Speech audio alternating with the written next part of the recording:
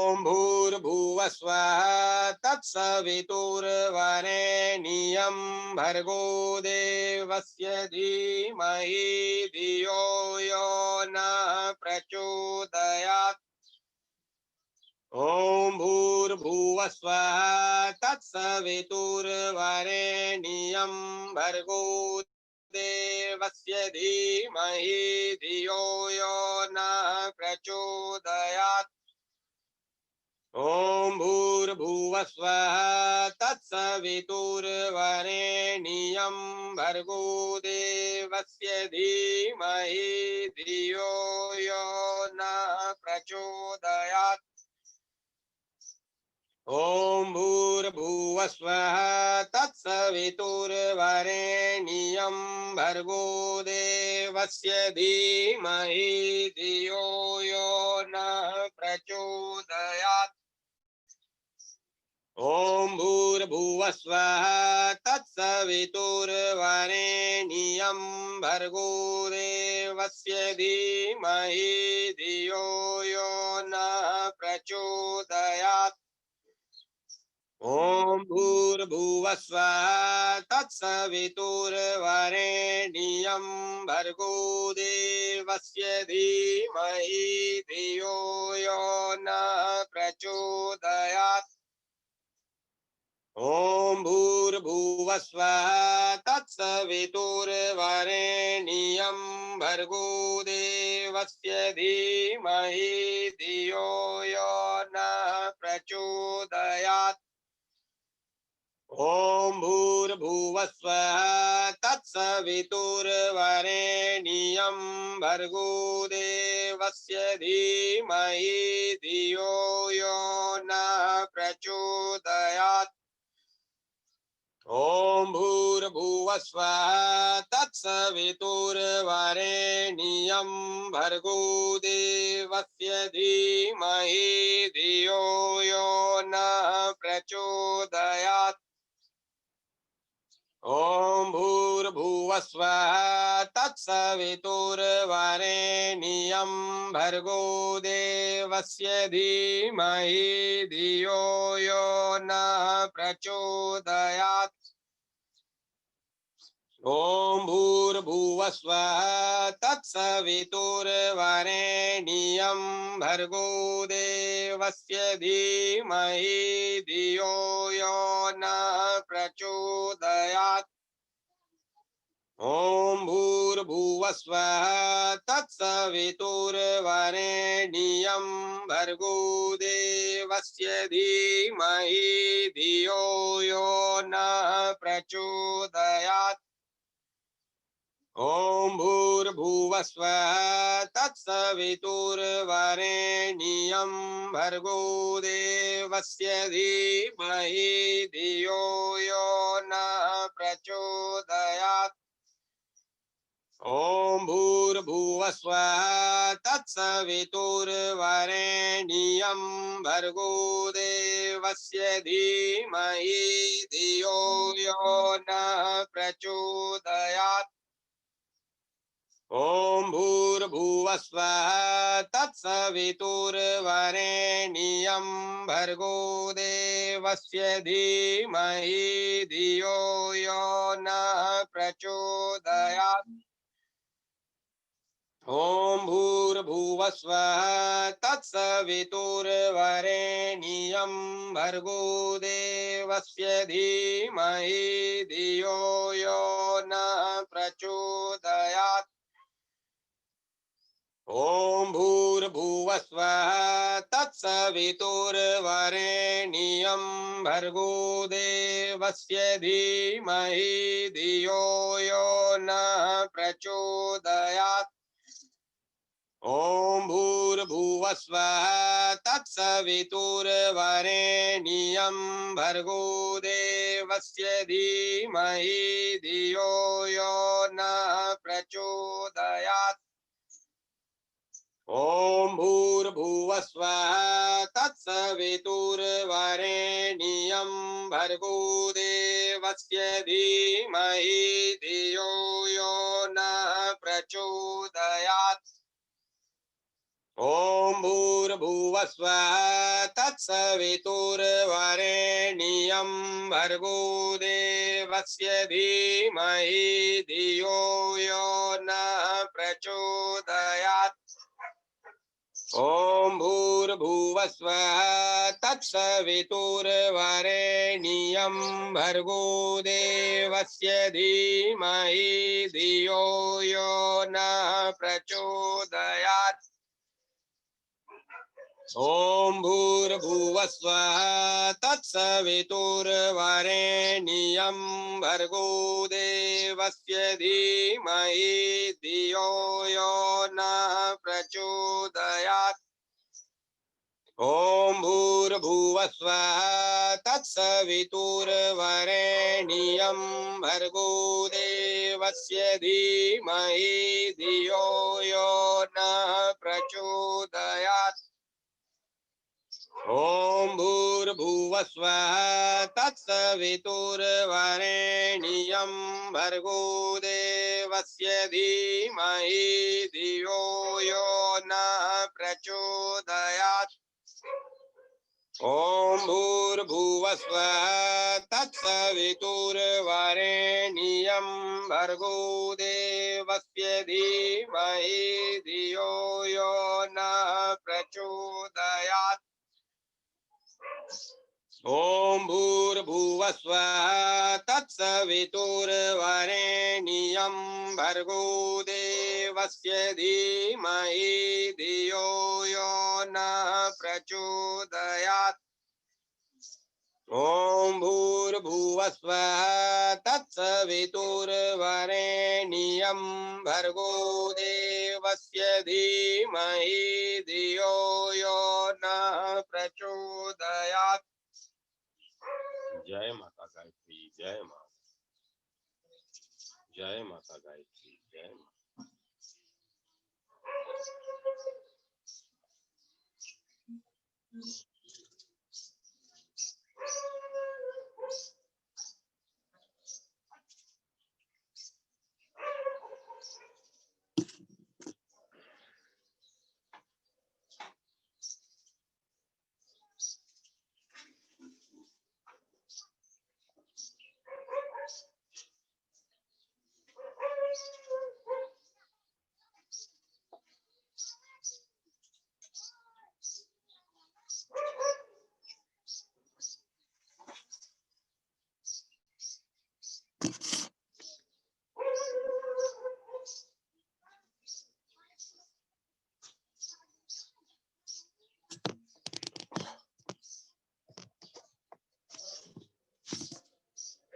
गोविंद हरे गोपाल हरे, जय जय प्रभु दीन दयाल हरे। गोविंद हरे गोपाल हरे, जय जय प्रभु दीन दयाल हरे। गोविंद हरे गोपाल हरे, जय जय प्रभु दीन दयाल हरे। गोविंद हरे गोपाल हरे, गोविंद हरे गोपाल हरे, जय जय प्रभु दीन दयाल हरे। गोविंद हरे गोपाल हरे, जय जय प्रभु दीन दयाल हरे। गोविंद हरे गोपाल हरे, जय जय प्रभु दीन दयाल हरे।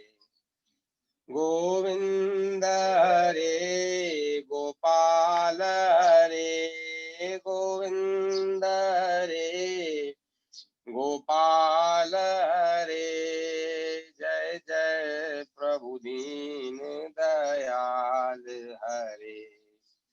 गोविंद हरे गोपाल हरे, गोविंद हरे गोपाल हरे, जय प्रभु दीन दयाल हरे गोविंद हरे गोपाल हरे जय जय प्रभु दीन दयाल हरे गोविंद हरे गोपाल हरे गोविंद हरे गोपाल हरे जय जय प्रभु दीन दयाल हरे जय जय प्रभु दीन दयाल हरे गोविंद हरे गोपाल हरे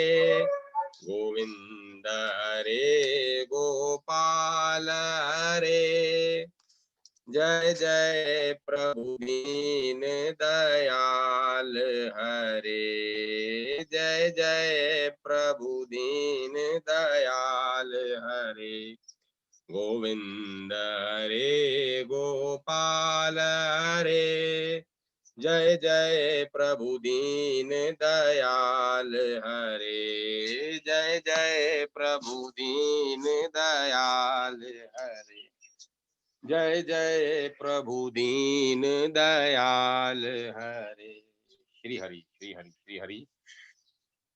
श्री भक्त चरितांक भक्त डॉक्टर दुर्गाचरण। डॉक्टर दुर्गाचरण नाग महाशय का जन्म पूर्व बंगाल में नारायणगंज में पास देवभोग नामक एक छोटे से गांव में हुआ था। आपके पिता का नाम दीनदयाल और माता का नाम त्रिपुरा सुंदरी था। नाग महाशय की माता उनको 8 वर्ष का छोड़कर ही मर गई थी। तब से उनकी बुआ भगवती ने उनका पालन पोषण किया था। नाग महाशय के पिता कलकत्ते में नमक के व्यापारी श्री राजकुमार हरिचरण पाल चौधरी महोदय के यहाँ नौकरी करते थे। पिता के साथ नाग महाशय भी कलकत्ते आ गए और कलकत्ते में उन्होंने लगभग 1.5 वर्ष कैम्बल मेडिकल स्कूल में डॉक्टरी पढ़ी और फिर प्रसिद्ध होम्योपैथिक डॉक्टर बहादुरी महाशय से आपने होम्योपैथी की शिक्षा ग्रहण की। लड़कपन से ही नाग महाशय की वृत्ति वैराग्य की ओर थी। वे कलकत्ते में अकेले काशी मित्र शमशान घाट में चले जाते और मुर्दों को जलते देखकर जगत की नश्वरता पर विचार करते, विभिन्न सन्यासियों से मिला करते तथा एकांत में ध्यान किया करते थे। बुआ के मरने पर उनके मन में बड़ा वैराग्य हुआ और भोगों से बड़ी ही निराशा हो गई। वे रात दिन विचार मग्न रहने लगे। आखिर पिता के आग्रह से उन्होंने डॉक्टरी शुरू की और कुछ ही दिनों में बहुत बड़े डॉक्टर हो गए। परंतु अपने व्यवसाय में उनके भांडांबर कुछ भी नहीं था। न वे कोट पतलून पहनते थे, न गाड़ी घोड़े पर ही कहीं जाते थे। दूर से बुलावट आने पर भी पैदल ही जाते। पिता ने एक दिन यह समझकर कि डॉक्टर की सी पोशाक होने से लोगों का विश्वास अधिक बढ़ेगा, पुत्र के लिए कोट पतलून इत्यादि बनवा कर ला दिए। नाग महाशय ने कहा, पिताजी मुझे पोशाक की आवश्यकता नहीं है, आप व्यर्थ ही ये कपड़े खरीद कर लाए। इन रुपयों से किसी गरीब की सेवा की जाती तो बहुत उत्तम होता।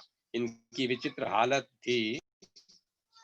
मोहल्ले में कहाँ कौन बीमार है, किसके पास खाने को नहीं है, कौन दुखी है, नाग महाशय इसी की खोज में रहते और अपनी शक्ति के अनुसार सेवा करने से कभी न चूकते। गरीबों से दिखाई के फीस रुपए तो लेते ही नहीं, दवा के दाम भी नहीं लेते, पथ्य का खर्च भी अपने पास से दे आते। रास्ते में पड़ा कोई निराश्रय रोगी मिल जाता तो उसे अपने घर लाकर उसका इलाज करते। एक दिन एक गरीब रोगी के घर जाकर आपने देखा कि उसकी सेवा करने वाला कोई नहीं है, तो स्वयं 4 घंटे वहां ठहर कर उसको दवा देते रहे और सेवा करते रहे। रात को फिर उसे देखने गए। जाड़े की मौसम, टूटी फूटी झोपड़ी और रोगी के बदन पर ओढ़ने को एक कपड़ा नहीं। यह देखकर नाग महोदय का हृदय पिघल गया। उन्होंने अपनी भागलपुरी ऊनी चद्दर उतार कर रोगी को ओढ़ने की ओढ़ने दी उड़ा दी और धीरे से निकल चले।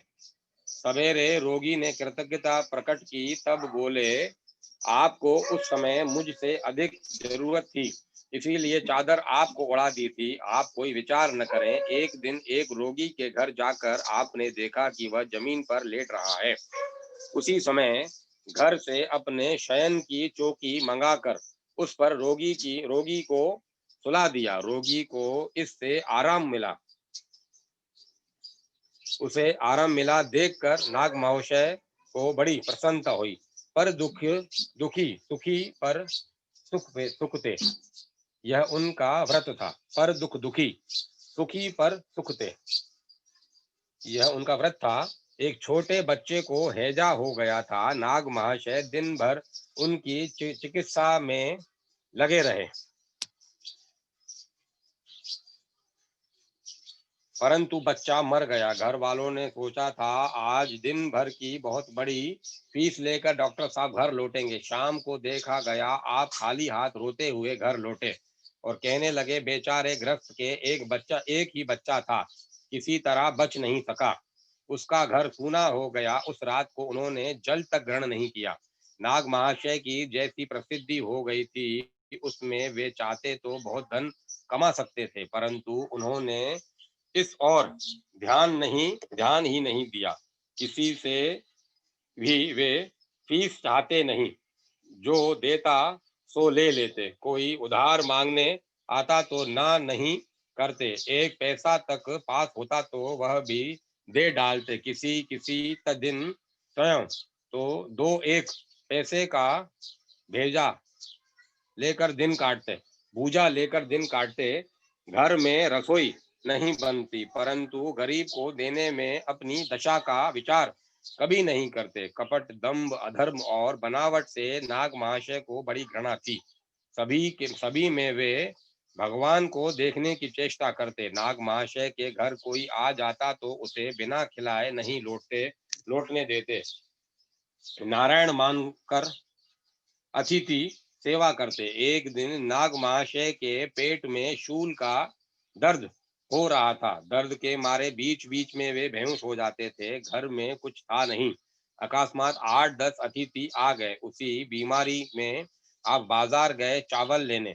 कूली के सिर पर सामान रख कर न लाने का आपका नियम था। चावल की गठरी सिर पर रख कर लाते समय रास्ते में पेट का दर्द बढ़ गया। आप गिर पड़े और बोले, हाय हाय, यह क्या हुआ? घर में नारायण उपस्थित हैं, उनकी सेवा में देर हो रही है। धिक्कार है इस हाड़ मास के चोले को, जो आज इससे नारायण की सेवा नहीं हो रही। दर्द कुछ कम होने पर घर आए और अतिथियों को प्रणाम करके कहने लगे, मैं बड़ा अपराधी हूँ, आज आपके भोजन में बड़ा विलंब हो गया। वर्षा काल के दिन वर्षा काल में एक दिन नाग महाशय के घर 2 अतिथि आ गए। बादल घिरे थे और झड़ी लगी थी। नाग महाशय के मकान में एक ही कमरा ऐसा था जिसमें पानी नहीं गिरता था। उसी में नाग महाशय सोते थे। अतिथियों को भोजन कराने के बाद आपने अपनी धर्मशिला पत्नी से कहा, आज हम लोगों का परम सौभाग्य है कि साक्षात नारायण ही अपने घर पधारे हैं। क्या उनके लिए जरा सा कष्ट नहीं सह लिया जाएगा? आओ, हम लोग बाहर दीवार के नीचे बैठकर भगवान का नाम लें और इनको अंदर सोने दें। कहना न होगा कि साध्वी पत्नी के पति की बात को बड़ी प्रसन्नता से मान लिया और अतिथियों को यह बात मालूम ही नहीं होने पाई। नाग महाशय अपने लिए दूसरों से काम करवाना नहीं सह सकते थे, इसीलिए वे कभी नौकर नहीं रखते थे। अतएव वे जब घर रहते तब घर की मरम्मत होना भी कठिन होता था। नाग महाशय जब बाहर जाते तब पीछे से उनकी पत्नी घर की मरम्मत करवाती। एक दिन नाग महाशय कुछ दिनों तक जन्मभूमि में रहे। घरों की मरम्मत न होने से सब बेकाम हो गए। उनकी पत्नी ने घर छाने के लिए एक खवई छाने वाला नियुक्त किया। हवई के घर में आते ही नाग महाशय को उसकी सेवा की चिंता लगी। उसे आपने चिलम भर दी और हवा करने लगे। किसी तरह इनसे छूटकर वह बेचारा ऊपर चढ़कर छाने लगा। नाग महाशय ने बार बार नीचे उतर आने की प्रार्थना की। जब वह नहीं उतरा तब उस इनसे नहीं रहा गया और वे रोकर कहने लगे, हे भगवान, मेरे सुख के लिए दूसरे आदमी को इतना कष्ट हो रहा है और मैं खड़ा खड़ा देख रहा हूँ, मुझको धिक्कार है। उनकी व्याकुलता देखकर बेचारा थवई नीचे उतर आया। नाग महाशय ने प्रसन्न होकर उसके लिए फिर एक चिलम भर दी और हवा करने लगे और थोड़ी देर बाद उसे दिन भर की मजदूरी देकर विदा किया। नाग महाशय कभी नाव पर चढ़ते तो केवट को नाव नहीं खेने देते, उसकी लग्गी लेकर स्वयं नाव खेने लगते। बंगाली प्राय मांस मच्छी खाने में कोई बुराई नहीं समझते, पर उनके लिए खाना तो दूर रहा, पशु पक्षियों का दुख भी इनसे नहीं देखा जाता। कई बार इन्होंने मछली बेचने वालों से मछलियां खरीद कर तालाबों में छुड़वाई थी।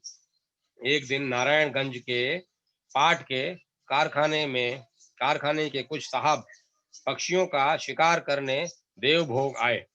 बंदूक की आवाज सुनते ही नाग महाशय दौड़े और हाथ जोड़कर साहब लोगों से विनती करने लगे। साहब लोग उनकी बात को सुनी अनसुनी करके फिर से बंदूक चलाने की तैयारी करने लगे। तब तो नाग महाशय ने बड़े जोर से डांट कर उनकी बंदूक छीन ली। साहबों ने समझा यह पागल है और वहां से लौटकर वे नाग महाशय पर मुकदमा चलाने का विचार करने लगे। नाग महाशय ने घर आकर बंदूक को अलग रख दिया और प्राण घातक अस्त्र से स्पर्श होने के कारण हाथों को अच्छी तरह से धोया। कुछ देर बाद नाग महाशय के पाट के कारखाने के एक कर्मचारी के द्वारा बंदूक लौटा दी। कर्मचारी के मुख से नाग महाशय के साधु चरित्र की प्रशंसा सुनकर साहबों के मन में उनके प्रति श्रद्धा हो गई और फिर वे शिकार खेलने के लिए देवभोग कभी नहीं गए। उनके जीवन में ऐसी अनेक घटनाएं हैं जिनसे उनके साधु स्वभाव, अहिंसा, प्रेम, पर दुख कातरता, भगवत भक्ति और अनोखी सहनशीलता का पता लगता है। नाग महाशय परमहंस रामकृष्ण के खास शिष्यों में से थे और इन पर परमहंस देव की बड़ी ही कृपा रहती थी। सभी लोग इनको बड़े आदर की दृष्टि से देखते थे। प्रसिद्ध स्वामी विवेकानंद ने तो अमेरिका से लौटकर यहाँ तक कहा था कि हमारा जीवन तो तत्व की खोज में ही व्यर्थ बीत गया। हम लोगों में एक नाग महाशय ही ऐसे हैं जो परमहंस देव की सफल संतान है। पिता के परलोक गमन के 3 वर्ष बाद 53 वर्ष की उम्र में आपने देह त्याग किया। उस समय प्रसिद्ध स्वामी शारदानंद आपके पास थे।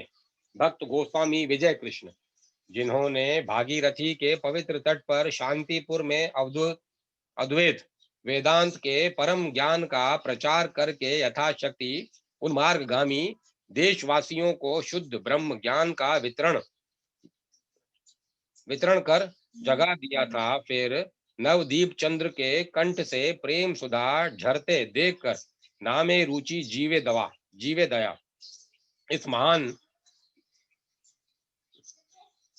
नामे रुचि जीवे दया इस महान धर्म में अपने को अभिषिक्त करके जो श्री गौरंग देव के अंतरंग स्वरूप में मतवाले बन गए थे और उसी प्रकार जगत को मतवाला बनाने के लिए जो नाच उठे थे, उन्हीं ज्ञानी भक्त और तपस्वी श्री अद्वैताचार्य के वंश में गोस्वामी विजय कृष्ण का शुभ जन्म हुआ था। इनका ईश्वर विश्वास पर पूर्व पुरुषों की धमनी धारा से आकर उन्हें धन्य कर रहा था। ये लड़कपन में ग्रह देवता गोविंद को अपने साथ खेलने के लिए बार बार बुलाया करते और न आने पर उन पर क्रुद्ध होकर बुरा भला कहने लगते। सचमुच ऐसी आस्तिक बुद्धि हुए बिना ईश्वर के दर्शन नहीं हो सकते।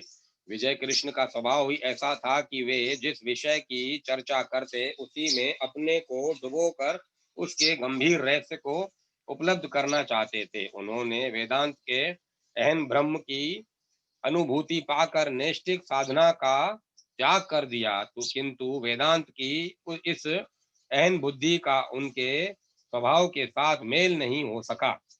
ब्रह्मा ब्रह्म धर्म के प्रति नाना प्रकार की कुत्सित बातें फैलाकर लोग उस समय उस नवजात धर्म शिशु को गला दबाकर मार देना चाहते थे।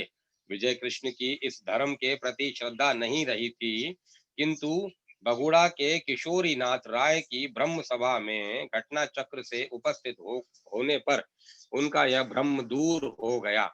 उपासना पद्धति में रुका हुआ भक्ति का झरना फिर फूट निकला।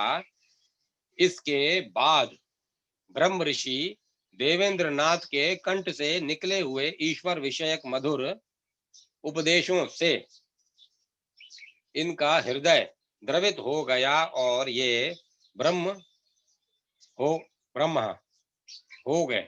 आगे चलकर जब ब्रह्म धर्म में उन्होंने सत्य रक्षा का अभाव देखा, तब उन्हें बड़ी व्यथा हुई। घटना चक्र से दक्षिणेश्वर में जहाँ प्रेम भक्ति की मंदाकिनी धारा मस्तक पर बढ़ उठाए शिव काली की अनिवर्चनीय लीला चल रही थी, उपस्थित होने पर विजय कृष्ण के परवर्ती जीवन में उनका सत्य स्वरूप प्रकाशित हो उठा। उन्होंने समझा सर्वेंद्रिय चेष्टा की सर्वथा निवृत्ति हुए बिना सत्य ईश्वर की साधना नहीं होती।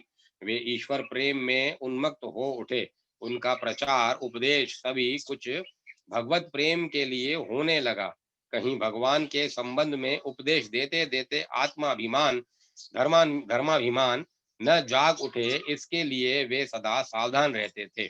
इसीलिए उनका लोक संग्रह की ओर विशेष ध्यान नहीं था। उन्होंने कोई संप्रदाय नहीं बनाया। उन्होंने अपने असंख्य शिष्यों में साधना का बीज बो दिया था, परंतु अपने को कहीं जाहिर नहीं किया। उन्होंने देशवासियों को माधुर्य की साधना दी थी।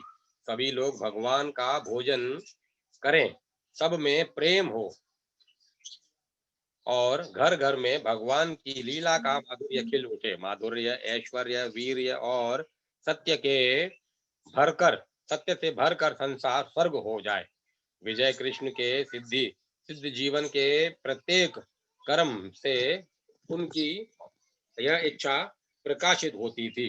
गोस्वामी विजय कृष्ण इस देश के वातावरण में विलक्षण शक्ति, प्रभाव और स्फूर्ति लेकर आज भी वर्तमान हैं। भक्तों को उनसे निर्देश और प्रेरणा मिलती है। श्री सुखदेव भक्तवाणी श्री सुखदेव, जो बुद्धिमान पुरुष है वह चाहे निष्काम हो, समस्त कामनाओं से युक्त हो अथवा मोक्ष चाहता हो, उसे तो तीव्र भक्ति योग से केवल पुरुषोत्तम भगवान की ही आराधना करनी चाहिए।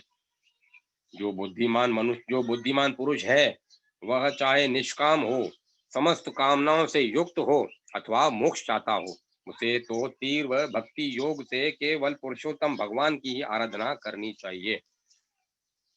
ब्रह्मचारी श्री कुलदानंद जी ब्रह्मचारी श्री कुलदानंद जी का जन्म बंगला सन 1274 में बंगाल के विक्रमपुर पश्चिम पाड़ा ग्राम में एक ब्राह्मण कुल में हुआ था। उनके पिता कमलाकांत वेदोपाध्याय एक प्रसिद्ध तांत्रिक थे। श्री कुलदानंद जी के चरित्र विकास पर उनके पिता की संयमित जीवन पद्धति का बड़ा प्रभाव पड़ा था। ढाका विश्वविद्यालय में उच्च शिक्षा प्राप्त करने के बाद वे ब्रह्म समाज में सम्मिलित हो गए। कुछ दिनों के बाद बंगाल के सुप्रसिद्ध महात्मा विजय कृष्ण गोस्वामी से दीक्षित होकर वे सत्य ज्ञान की खोज में लग गए। गुरु के आदेश से उन्होंने कुछ दिन अवध क्षेत्र में फैजाबाद जनपद में भी बिताए। अयोध्या के बड़े बड़े संतों और भक्तों के सत्संग में उन्होंने भगवत रस का आस्वादन किया। फैजाबाद से लौटने पर वे गुरु की सेवा में ही रहकर तपस्या पूर्ण जीवन बिताने लगे। गुरु की शरण में आने पर उनका जीवन तपस्या का प्रतीक हो उठा। कुछ समय तक वे चंडी पहाड़ पर गुरु के ही आदेश से निवास करते रहे। गोस्वामी जी महाराज के शरीरांत के बाद उन्होंने गया की पहाड़ियों में ब्रह्म चिंतन आरंभ किया। उन्होंने महात्मा गंभीर नाथ के आदेश से काशीवास किया और एकांत स्थान में अपनी अंतरंग साधना की। चंदन नगर में उन्होंने एक सुंदर आश्रम स्थापित किया और गोस्वामी जी महाराज की प्रतिमा प्रतिष्ठित की। उनके अग्निहोत्रीय शिष्यों के साथ सप्तशती महा होम का परिवर्तन किया। धीरे धीरे उनके शिष्यों की संख्या बढ़ने लगी। पुरी में भी उन्होंने तीर्थ यात्रियों तथा साधु संतों की सुविधा के लिए एक आश्रम बनवाया। उन्होंने बंगला सन 1337 में 33 के आषाढ़ मास में परम धाम की यात्रा की। उनका समाधि कार्य उनके आदेश से पुरी में ही संपन्न हुआ। उनकी प्रसिद्ध रचना सद्गुरु संग उनकी जीवनी है। इसमें उन्होंने अपने जीवन के कुछ वर्षों की अनुभूतियों का सुंदर दिग्दर्शन कराया है। उन्होंने आजीवन अपने शिष्यों को सद्गृहस्थ धर्म पालन करने की सीख दी। सेवा और दया तथा क्षमा आदि देवी शक्तियों को अपनाने के लिए उनका विशेष आग्रह रहता था। उनके दर्शन मात्र से ही लोग प्रभावित हो जाया करते थे। वे आदर्श भक्त, महात्मा और सत्यनिष्ठ संत थे। पागल हरनाथ ठाकुर। महात्मा हरनाथ ठाकुर का जन्म बंगला सन 1272 की 18वीं आषाढ़ को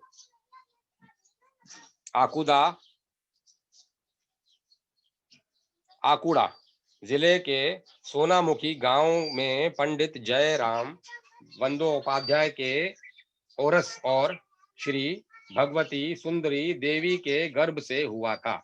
जब ये 2 वर्ष के थे तभी इनके पिता का देहांत हो गया था। उस समय उनकी बहन की उम्र 6 वर्ष की थी और बड़े भाई की 4 वर्ष की थी। ये बड़े ही प्रतिभाशाली पुरुष थे। इनके जीवन में अनेकों आश्चर्यजनक घटनाएं हुई हैं। इनके उपदेश बड़े ही सरल और उच्च होते हैं थे।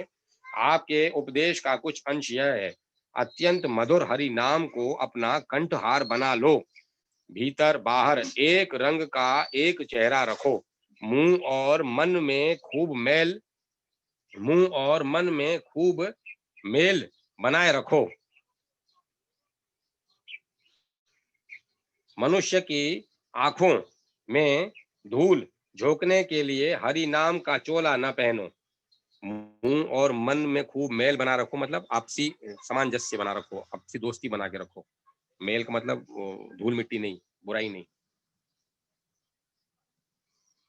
व्याध की तरह कपट से पूर्ण पर्णकुटी के में वास मत करो। किसी भी जीव को कष्ट पहुंचाने की इच्छा मन में कभी न करो। श्री कृष्ण की प्राप्ति को ही जीवन का प्रधान उद्देश्य बना लो। साधु संग के अतिरिक्त बुरे संग की कभी इच्छा ही न करो। बहुत प्यार से अनुरोध किए जाने पर भी बुरे स्थान में और बुरे संग में मत जाओ। प्रभु जगबंधु प्रभु जगत बंधु जी का जन्म सन 1871 ईस्वी में डहापाड़ा मुर्शिदाबाद नामक गांव में एक ब्राह्मण कुल में हुआ था। 16-17 वर्ष की उम्र में ही इनके भगवत भक्ति, वैराग्य, दया भाव का इतना विकास हो गया कि लोग इनकी ओर आकर्षित हुए बिना नहीं रह सके।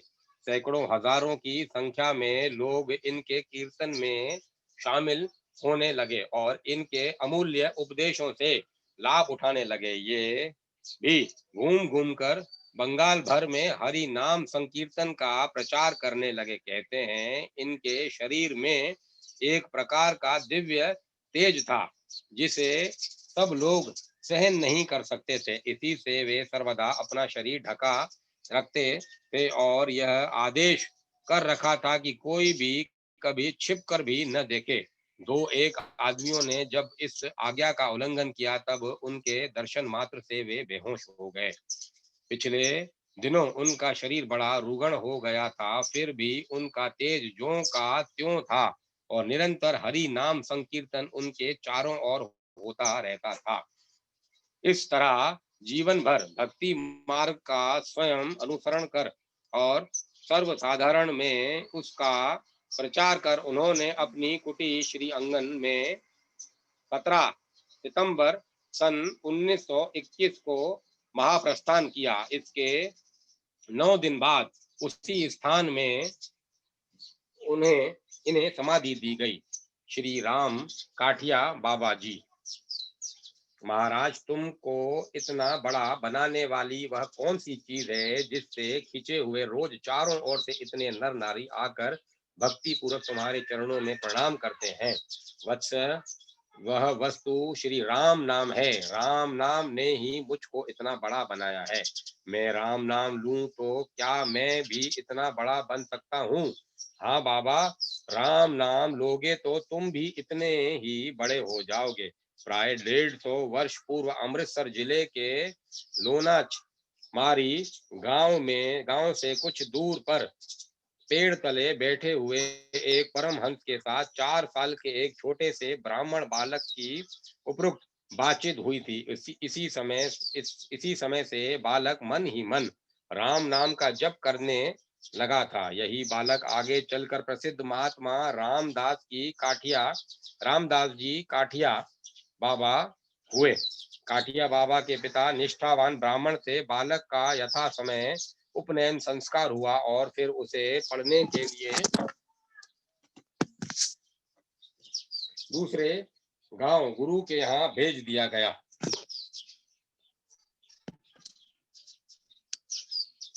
तीक्ष्ण बुद्धि बालक बहुत थोड़े समय में पाठ याद कर लेता, फिर एकांत में बैठकर राम नाम का जप किया करता।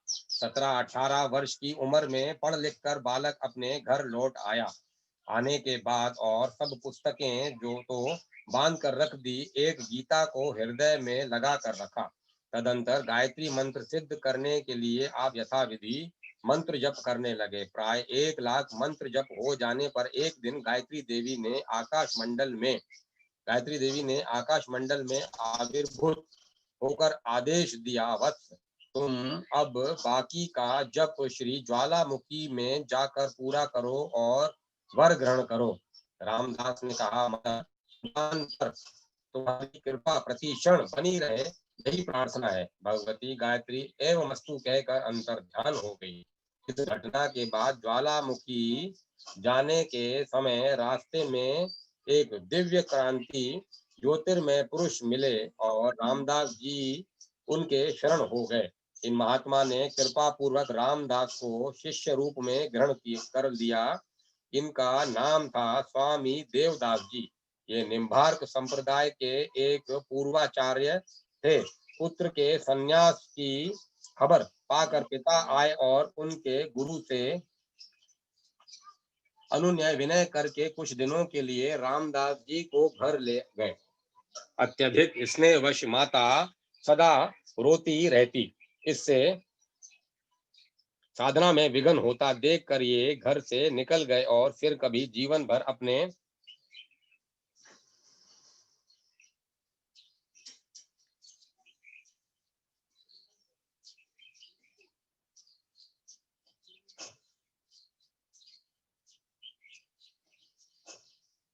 गांव में गए ही नहीं। इस समय से ये गुरुदेव की सेवा में रहकर उनके आज्ञा अनुसार साधन करने लगे। गुरुदेव ने समय समय पर इनकी बड़ी कठिन परीक्षा ली। एक बार घूमते घूमते गुरु शिष्य हिमालय में जा पहुंचे और वहां गुरुदेव एक कुटिया में रहने लगे और रामदास जी बाहर खुली जगह में आसन जमा कर भजन साधन करने लगे। शाम से सुबह तक बर्फ पड़ती। इससे सामने आग जलाकर रात भर ये गुरु के आज्ञा अनुसार भजन करते। इन्हें रात को अपने आसन से उठने की आज्ञा नहीं थी। एक दिन रात को थोड़ी देर के लिए कुछ आलस्य आ गया। बर्फ गिरने से आग बुझने लगी और जाड़े के मारे रामदास जी कांपने लगे। सोचा धुनी चेतन किए बिना तो जाड़े से ठिठुर कर मरना ही पड़ेगा। शरीर क्रमशः ठिठुरता जा रहा था। मन में गुरुजी का डर था कि वे क्या कहेंगे। अंत में साहस करके गए और चुपचाप कुटिया के बाहर खड़े हो गए। भीतर से गुरुदेव ने कहा, बाहर कौन है? शिष्य ने कहा, महाराज, सेवक रामदास। पश्चात गुरु के पूछने पर सब बातें बतला दी। गुरुदेव ने धमका कर कहा, बेटा, क्या सोने के लिए ही माँ बाप को रुलाकर घर छोड़कर यहाँ आए हो? आज तो आग ले जाओ, पर सावधान, आगे कभी ऐसा न हो। इतना कहकर गुरुदेव ने एक जलती हुई लकड़ी बाहर फेंक दी। रामदास जी उसे ले आए और उससे धुनी जगाकर भजन करने लगे। एक बार गुरुदेव ने इन्हें पहाड़ से कूद जाने को कहा। ये तैयार हो गए। एक बार इन्हें बहुत मारा था। एक बार कहा कि मैं जब तक न लौटूं तब तक इसी आसन पर बैठे रहना। और आप लौट कर आए 9वें दिन। रामदास जी 8 दिन 8 रात एक आसन पर बैठे रहे। इस तरह बड़ी कड़ी कड़ी परीक्षाएं लेकर अंत में प्रसन्न होकर कहा, वत्स, तुम्हारी परीक्षाएं शेष हो गई हैं। तुम इस शरीर से भगवत स्वरूप हो, भगवत तत्व को प्राप्त होगे।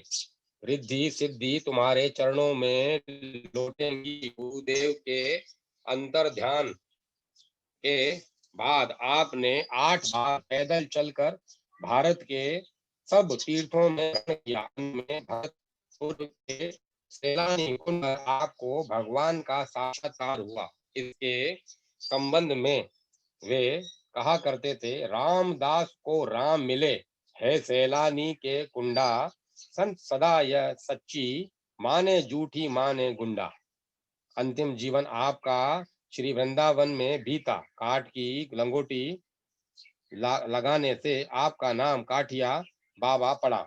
यही साधु महात्मा आपके प्रभाव को देखकर आपको वज्र विदेही कहने लगे। एक दिन शेष रात्रि के समय योगासन में से बैठकर आपने नश्वर ध्येय क्या योगासन से बैठकर आपने नश्वर ध्येय का त्याग कर परम धाम को प्रयाण किया।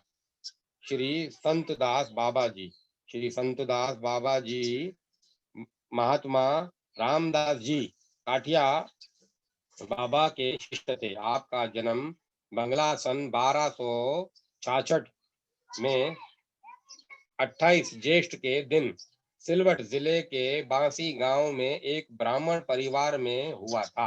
आपका गृहस्थ आश्रम का नाम था श्री ताराकिशोर चौधरी। ये बड़े अच्छे वकील थे। आखिर काठिया बाबा के प्रभाव से इन्होंने वृंदावन में उनसे दीक्षा ले ली। तब इनका नाम बाबा संतदास जी हुआ। ये बहुत बड़े विद्वान, साधु स्वभाव, तत्वज्ञ तथा महान भक्त संत थे। कुछ ही वर्षों पहले इनका देहांत हुआ था। स्वामी शिवराम किंकर योग त्रयानंद जी। स्वामी जी के गृहस्थ आश्रम का नाम था शशि भूषण सान्याल। जन्म स्थान था हबड़ा जिले के वराह नगर का गंगा तीर। इनके पिता का नाम राम जीवन सान्याल था। लड़कपन से ही इनमें प्रतिभा और योग भ्रष्ट पुरुष के लक्षण दिखने लगे थे। 14-15 वर्ष की उम्र में इन्होंने बंगला, अंग्रेजी और संस्कृत पढ़ ली और बिना ही गुरु की सहायता के ये वेद, वेदांत, छठ दर्शन, ज्योतिष तथा पुराण आदि समस्त शास्त्रों के पंडित हो गए। पाश्चात्य दर्शन और विज्ञान का सम्यक अध्ययन करके उनकी भी योग्यता प्राप्त की। फिर साधन मार्ग में प्रवेश करके कर्म योग, भक्ति योग और ज्ञान योग तीनों का साथ ही अभ्यास किया। योगा अभ्यास से आप समाधिस्थ हो जाते। आश्चर्य की बात है कि ग्रस्त में रहते हुए ही आपने यह साधन किया। आपके धर्म पत्नी और 3 पुत्र थे। चिकित्सा विज्ञान में आपकी बड़ी पहुंच थी। कलकत्ता के कैम्बल मेडिकल स्कूल में कुछ दिनों तक पढ़े थे। फिर अपनी प्रतिभा से एलोपैथी, होम्योपैथी, बायोकेमी और आयुर्वेद विज्ञान के पंडित हो गए। इनकी विशिष्ट प्रतिभा की बात कहकर शायद आजकल के लोग विश्वास नहीं करेंगे, परंतु वे वस्तुतः बड़े ही विलक्षण महापुरुष थे। त्यागी, सन्यासी, संत अनेक हैं, किंतु स्त्री पुत्रादि के साथ गृहस्थाश्रम में रहकर भगवान पर निर्भर हो, कुछ भी उपार्जन न करते हुए अन्यान्य शरणागत होने पर ये अनंत करुणा में दया सागर भगवान उस निर्भय भक्त के अभावों को किस प्रकार दूर करते हैं। स्वामी जी का जीवन इसका एक ज्वलंत उदाहरण है। शास्त्रानुसार सदाचार का आहार शुद्धि आदि का परिवार के सभी लोग पालन करते थे। स्वामी जी जिस कोठरी में साधना पूजन करते, शौचादि को छोड़कर अन्य समय उस कोठरी से कभी बाहर नहीं निकलते, न किसी से बातचीत ही अधिक करते। वह कोठरी सदा ही सात्विक सुगंध से परिपूर्ण रहती। स्वामी जी की बड़ी ही मनोरम मधुर मूर्ति थी। उन्हें जो कोई भी आसन पर बैठे देख लेता मुग्ध हो जाता। वहां से दृष्टि हटाने की इच्छा न करता। मुखमंडल पर कभी किसी चिंता की रेखा नहीं रहती। सर्वदा आनंद में, हास्य में। स्वामी जी की माता के बीमार होने पर उन्हें काशी ले जाया गया और उनका काशीवास होने पर स्वामी जी ने लौटकर वाराह नगर में एक छोटे से मकान में रहना शुरू किया। अर्थोपार्जन की चेष्टा छोड़ ब्राह्मण की आयोचित भिक्षावृत्ति का अवलंबन करके और पूर्ण रूप से भगवान के चरणों का आश्रय ग्रहण कर स्वामी जी स्त्री पुत्रादि सहित आनंद से रहने लगे। वरानगर कलकत्ते से उत्तर तीर पर स्वामी जी के घर का आंगन सदा सर्द रहता था। स्वामी जी एक कोठरी में कंबल बिछाकर बैठे ग्रंथ आदि देखा करते। साधन भजन के समय दरवाजा बंद कर लेते। दोपहर को एक बार दरवाजा खोलते, भोजन के लिए कोई दे जाता तो खा लेते, नहीं तो फिर दरवाजा बंद करके अपने काम में लग जाते। एक बार घर में अन्न नहीं रहा। साध्वी स्त्री ने किसी प्रकार 2-3 दिन तो काम चलाया, पर अंत में उसके पास कुछ नहीं बचा।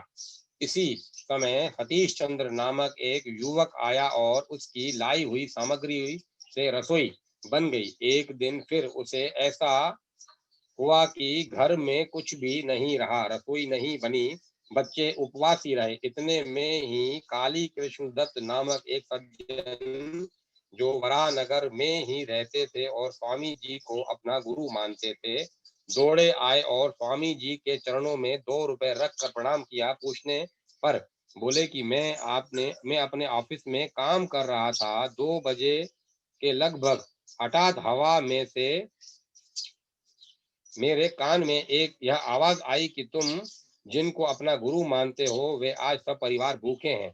मैं सहम गया और उसी वक्त मालिक से छुट्टी लेकर नाव से यहाँ चला आया। सतीश को रुपए दिए गए, सामग्री आई और रसोई बनी। कुछ दिनों बाद बाली के जमींदार श्री राजेंद्र सान्याल स्वामी जी को सब परिवार कलकत्ते ले गए और आवश्यक खर्च देने लगे।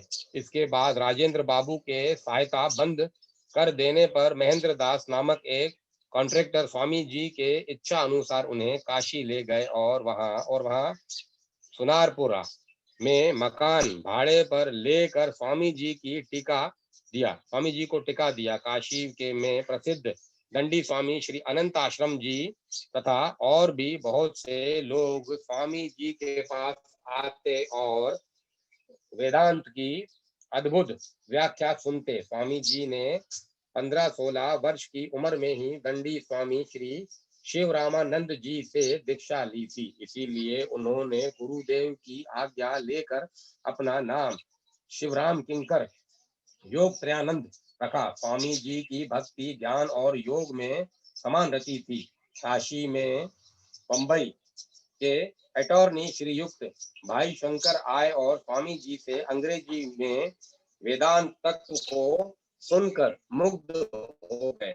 बंबई में देह त्याग के समय भाई शंकर जी ने अपने वसीयतनामे में कई हजार रुपए स्वामी जी को दिए थे। के पास बंबई से रुपए लाए स्वामी जी के पास बंबई से रुपए आए और उन्होंने उसी समय किसी ब्राह्मण को कन्यादान के लिए, किसी को ऋण मुक्ति के लिए सब दे डाले। सुनारपुरा से भेदनी में आकर रहने लगे और स्वामी जी को कश्मीर ले जाने के लिए आग्रह करने लगे। काशी के राजा मोतीचंद तो स्वामी जी के भक्त ही थे।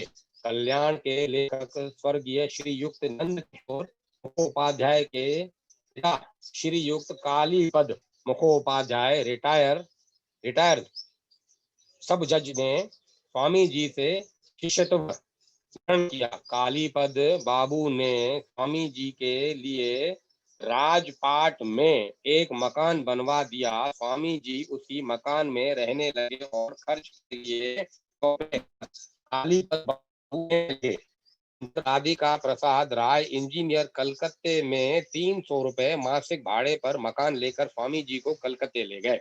कलकत्ते में हल्ला गुल्ला विशेष होने के कारण स्वामी उत्तर गंगा तीर पर चले गए। मुजफ्फरपुर के वकील बाबू नगेंद्र नाथ चौधरी खर्च देने लगे। यतेंद्र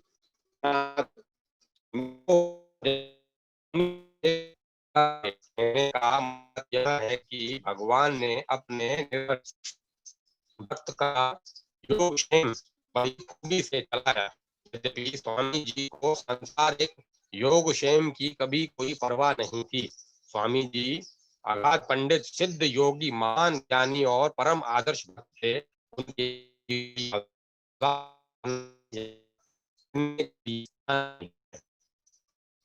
पाद श्री नंद किशोर मुखोपाध्याय उस सुख सुविधा से सहस्र गुणी उत्तम है जिसमें भगवान के प्राण प्रिय भक्त के दर्शन और सन्निधि मिलती है तथा इसी कारण में अपनी प्रारंभिक विपदाओं को भगवत कृपा के अतिरिक्त और कुछ नहीं समझता। इससे ही मैं संकटों में पड़ रहा था, सांसारिक आपदाओं से अत्यंत आकुल हो गया था और तब मन में बार बार साधु महात्मा और भगवत भक्तों के आशीर्वाद से शांति प्राप्त करने की कामना से उनकी टोह में लगा रहता था। यह जन शून्य विशाल भवन का है। काशी में राजघाट के समीप ही नया महादेव मोहल्ले में श्री गंगा जी के तट के समीप ही उस भवन को कई बार देखा गया। वह चारों ओर से बंद रहता, जैसे उसमें कोई रहता ही नहीं। इसी कारण मेरे मन में जिज्ञासा हुई और पास के एक व्यक्ति से मैंने पूछ लिया। यह मकान श्री कालीपद मुखोपाध्याय पेंशनर साहब का था। उन्होंने कहा, किंतु इसे उन्होंने अपने गुरु श्री श्री शिवराम योगानंद जी महाराज को दिया। योगानंद जी किंतु उनके शिष्य श्री नंद किशोर जी मुखोपाध्याय में रहते हैं। ये श्री कालीपद मुखोपाध्याय के पुत्र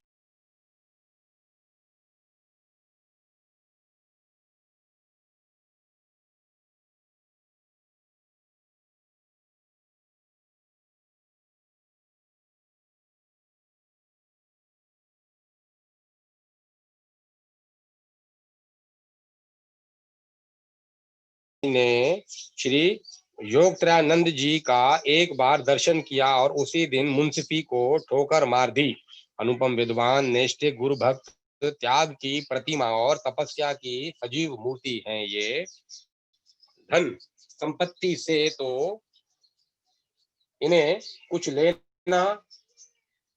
लेना नहीं है, फिर मकान भाड़े पर क्यों दें और तब कोलाहल कैसे हो। समाधि निरत साधु पुरुष हैं, उनके इनके गुण कहाँ तक कहे जाएं। भैया कुछ और बता दो। ये सज्जन जाने लगे थे वे सज्जन जाने लगे थे। मैंने इनसे नियम विनय पूर्वक श्री मुखोपाध्याय के संबंध में पूछा। वे कदाचित उनसे कुछ परिचित थे। आप उनसे स्वयं मिल लें। उन्होंने कहा, जीवन सफल हो जाएगा आपका। ऐसे भगवत भक्त इस धरती पर बहुत ही कम आते हैं। इनके पिता की इन पर अद्वितीय प्रीति थी, पर ये श्री शिवराम किंकर जी के हाथों बिक चुके थे। विवाह के लिए परिवार का आग्रह कुछ नहीं कर सका। आजन्म ब्रह्मचारी हैं ये। इनके पिता ने अपनी समस्त संपत्ति मृत्यु के पूर्व इनके नाम कर दी, किंतु इन्होंने सब अपने भाइयों के नाम परिवर्तित कर दिया। पता नहीं कैसे इनका काम चलता है। इनकी माता जी भी इनके साथ ही रहती है। ऐसे भगवत भक्त पुत्र को छोड़कर वे कहाँ जाएंगी। वे भी भजन में सतत संलग्न रहती हैं। अब आपने मुझ पर बड़ी कृपा की जो इतनी बातें बता दी। मैंने उनका आभार प्रदर्शन किया। वे चले गए। मैं वहीं बैठा रहा। दरवाजा बंद था। कैसे पुकारूं उन्हें। मन ही मन सोच रहा था कि खड़ाऊ की ध्वनि कान में पड़ी। मैंने सांकल हिला दी। कौन है? उन्होंने प्रश्न किया और दरवाजा खोला। दुबली पतली तपो मूर्ति एक मैं एक तक उनकी ओर देखने लगा। मेरे प्राणों में, मेरे रग रग में जैसे विद्युत धारा प्रवेश कर रही थी। मैं अपना सब कुछ भूल गया था। तनिक सी चेतना लौटी तो मैं उनके चरणों में गिर पड़ा। दोनों चरण कसकर पकड़ लिए। आओ ऊपर चलें। अत्यंत स्नेहसिक्त स्वर में उन्होंने कहा। उनकी वाणी में तनिक भी व्यंग्यता का पुट नहीं था, जैसे वे इधर के ही निवासी हों। आगे आगे वे सीढ़ी से ऊपर चढ़ रहे थे। पीछे पीछे अपने भाग्य की सराहना करता हुआ आनंदमग्न में चल रहा था। वे छत पाकर अपने कमरे में पहुंचे। वहां चारों ओर ढेर की ढेर मोटी मोटी पुस्तकें पड़ी थी। पुस्तकों में के बीच में तीन कुशासन पुस्तकों के बीच में तीन कुशासन एक में ही फैले हुए थे। वे उसी पर बैठते और लेखा भी लिखा करते थे। सामने ही एक छोटी सी काठ की चौकी पर उनके गुरुदेव श्री शिवराम किंकर योग त्रयानंद जी का चित्र अत्यंत पवित्र पर सुंदर वस्त्र से ढका हुआ था। धूप बत्ती जल रही थी। पास ही नारिकेल कमंडलू पड़ा था। धूप की सुगंध से कमरा भर गया था। कैसे आए? उन्होंने मुस्कुराते हुए पूछा। मैंने उत्तर दिया, सांसारिक विपत्तियों से आकुल नाम का ब्राह्मण हूँ। सांसारिक विपत्तियों से आकुल नाम का ब्राह्मण हूँ। बड़े भाग्य से आपके दर्शन हो गए। मैं आपकी कृपा चाहता हूँ। भगवान की कृपा सब पर है, हम उसका अनुभव नहीं कर पाते। उन्होंने कहा, एक पशु मर जाता है और उसकी बगल में ही दूसरा पागुर करता रहता है। यही दशा आज मनुष्य की हो गई है। वह प्रतिदिन लोगों को मृत्यु मुख में जाते देखकर भी निश्चिंत है। भगवान को पाने के लिए तनिक भी प्रयास नहीं करता। मानव जीवन फिर कब मिले पता नहीं। यह अत्यंत दुर्लभ है। अति शीघ्र इसका उपयोग कर लेना चाहिए। उन्होंने मुझे पढ़ने के लिए उपदेश किया। तब मैंने हाथ जोड़कर उन्हीं से कुछ पढ़ने के लिए प्रार्थना की और पढ़ाने के लिए प्रार्थना की और उन्होंने कृपा पूर्वक अपने भजन के समय से 1 घंटा निकालकर रात्रि में 9 से 10 तक लघु कुमोदी पढ़ाना स्वीकार कर लिया। उस दिन से प्रतिदिन मैं उनके चरणों में उपस्थित हो जाता और वे ठीक 9 बजे भजन से उठ जाते और मुझे पढ़ाने लगते। श्री मुकुंद उपाध्याय जी उज्जवल वस्त्र में सन्यासी थे। एक एक गैरिक वस्त्र भीतर पहनते उसके ऊपर सूती उज्जवल मिर्जई पहने रहते। प्रातः 5 बजे संध्या में बैठते तो 9 साढ़े 9 बजे मध्याह्न संध्या संपन्न करके ही उठते। गायत्री का मानसिक जप तो उनका निरंतर चलता ही रहता। 9:30 बजे वे नीचे उतरते और जलते चूल्हे पर बटुली में एक छटांग चावल छोड़कर ऊपर आकर जप में लग जाते। घड़ी की सुई देखकर उठते और नीचे जाकर चावल उतार लेते और दूसरी बटुली में शाक डाल पुनः ऊपर आ जाते।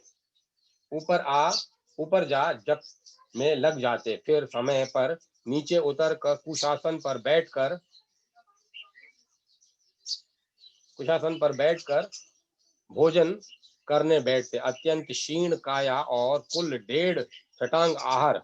इसमें कुछ तो नीचे ओम भूपते नमः, ओम भुवन पते नमः, ओम भूतानापते नमः आदि मंत्रों से चढ़ा दिया जाता और शेष सब एक साथ ही एक में मिलाकर नेत्र बंद कर भगवान का ध्यान करते हुए एक एक ग्रास कंठ के नीचे उतारते रहते। श्री स्वामी जी का निष्ठुर संयम देखकर मैं अत्यंत दुखी रहता था, पर क्या करता कोई वश नहीं था। उन्हें लोग स्वामी जी कहते, इसलिए मैं भी उसी नाम से उल्लेख कर रहा हूँ। सायंकाल संध्या के बाद कीर्तन के लिए वे अपने छोटे उपवन में तुलसी तरु के समीप नियमित रूप से बैठते और राम राघव राम राघव राम रागर पाही माम, जानकी वर मधुर मूर्ति राम राघव रक्षम माम, कृष्ण केशव कृष्ण केशव कृष्ण केशव पाही माम, राधिका वर मधुर मूर्ति कृष्ण केशव रक्षम माम की रट लग जाती। यह उनके कीर्तन का सर्वाधिक प्रिय मंत्र था। निरवरात्रि को वे एकांत में शांत भजन किया करते। वे कब सोते यह कहना कठिन था। मध्याह्न में घंटे 1.5 घंटे बैठे बैठे सो लेने के अतिरिक्त उनका समस्त समय भजन में बीतता। वे यथार्थ योगी के शिष्य थे और थे स्वयं योग सिद्ध महापुरुष। साथ ही भगवत प्रेम, भगवत भक्ति, भगवत निष्ठा, त्याग और तप तथा संयम सब के सब उनमें कूट कूट कर भरे हुए थे। एक बार एक अंग्रेज अफसर के अत्यंत आग्रह से श्री स्वामी जी उससे मिलने मुगल सराय गए। श्री स्वामी जी का उपदेश सुन वह उनका मुख देखता रहा। कुछ ही क्षण के लिए अपनी पत्नी को महाराज जी के पास छोड़ वह जाने लगा। तब महाराज जी ने तुरंत कहा, एकांत में किसी भी स्त्री के साथ बैठना मेरे लिए संभव नहीं है।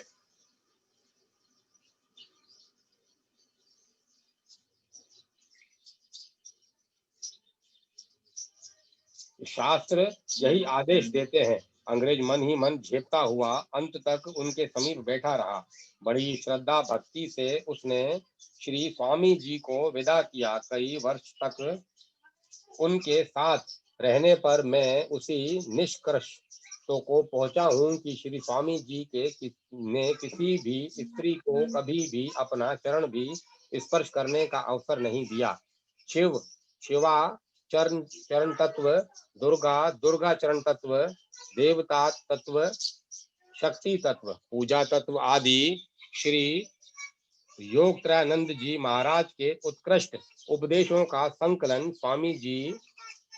श्री स्वामी जी महाराज ने ही अपने जीवन का कण कण खपा कर किया है। उनकी लिखी विपुल सामग्रियां तो आध्यात्मिक जगत की अमूल्य निधि है। अब भी श्री नकुलेश्वर मजूमदार हेडमास्टर हरिहर विद्यालय काशी के पास सुरक्षित पड़ी है, किंतु खेद है अब तक उनका कोई उपयोग नहीं हो पाया है।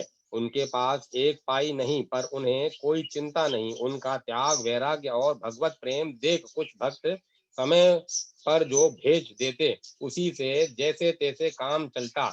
उनके 3 भाई भी थे, पर अपने लिए ये कभी किसी से कुछ नहीं चाहते थे। मेरे सामने की बात है, जब एक गुजराती सज्जन आए स्वामी जी के दर्शन और ज्ञानोपदेश के अत्यंत आनंदित हुए। ज्ञानोपदेश से अत्यंत आनंदित हुए। कुछ सहायता के लिए प्रार्थना की तो स्वामी जी ने उसे स्वीकार नहीं किया। फिर भी देश जाकर उन्होंने 1000 रुपए मनी ऑर्डर से भेज दिया। उस समय आपको रुपए की अत्यंत आवश्यकता थी, किंतु आपने उसे शीघ्र वापस कर देने के लिए पोस्टमैन से कह दिया। मुझसे उन्होंने कहा, यह दान की रकम मेरे लिए विष तुल्य है, जिसे मैं नहीं पचा सकता। मैंने ऐसे कितने अवसर देखे हैं जब उनके पास एक पैसा भी नहीं था, पर वे निश्चिंत और आनंद मग्न रहते थे। श्री स्वामी जी की भगवान पर निर्भरता और भगवान की ओर से समुचित व्यवस्था देखकर गीता के इस वाक्य पर मेरी दृढ़ आस्था हो गई। गुमान नामक एक महाल सपत्नीक श्री स्वामी जी के यहाँ बर्तन आदि साफ करने का काम करता था। उसे निवास का कष्ट था। आपके अधिकार में थोड़ी भूमि थी। काशी जैसे नगर की भूमि आपने उसे वैसे ही दे दी और उसके लिए मकान भी बनवा दिया। करुणा की तो मूर्ति ही थे वे। किसी की किंचित भी व्यथा देख कर वे अधीर हो जाते। श्री स्वामी जी शास्त्र वाक्य को भगवत वाक्य की भांति आदर देते। शास्त्र और धर्म के विरुद्ध बात से उन्हें बहुत धक्का लगता। किसी की आलोचना तो उन्होंने अपने जीवन में की ही नहीं। सत्य के लिए सच्चे उपासक थे। किसी प्रकार की मिथ्या भाषण को वे जघन्य कर्म समझते थे। उपदेश देना साधारण बात है, पर विकट परिस्थिति में भगवत कृपा का अनुभव करते रहना भगवत भक्त के ही वश की बात होती है। गुरु भाई तथा अन्य सगे संबंधी की मृत्यु के अवसर पर श्री स्वामी जी भजन करते रहते और अपनी वृद्धा माता को इस प्रकार भगवत कृपा का प्रभाव बताते कि वे तनिक भी चिंता नहीं कर पाती, अपितु जय दुर्गा जय जय दुर्गा जय दुर्गा जय जय दुर्गा जय दुर्गा जय जय दुर्गा का गान करने लगती। जीवन के अंतिम दिनों में वे प्राय कहा करते थे, जगत से मैं घबरा रहा हूँ, दुनिया मुझे काटने दौड़ती है। अब तो श्री गुरु जी से यही प्रार्थना है कि मुझे अपने चरणों में ही बुला ले। कलकत्ता में वे अपने गुरुपुत्र से मिलने गए और वहीं बीमार पड़ गए। शरीर यूं ही शक्तिहीन था, बीमारी से उठना बैठना कठिन हो गया था। उन्होंने कहा, मुझे बाबा विश्वनाथ की पुरी में शरीर छोड़ना है। उनके आदेशानुसार वे गाड़ी में लिटाकर काशी लाए गए। काशी पहुंचने पर 1 घंटे बाद भगवान का स्मरण करते हुए उन्होंने मानव काया त्याग दी। जिन्हें उनके दर्शन मिल चुके थे वे दुखी हुए, पर जो उनके चरणों में रहकर उनकी कृपा का लाभ उठा चुके हैं, उनकी व्यथा व्यक्त करना संभव नहीं। फिर भी जो उनका चरण संस्पर्श पा चुके हैं, उनके भाग्य की सराहना करनी ही पड़ेगी। यह भगवान के भक्त की महिमा है। गोविंद हरे गोपाल हरे जय जय दीनदयाल। अब मैं कथा को यहीं विराम देता हूँ। अब ये कथा के पेज बचे हैं 47, मतलब 54 और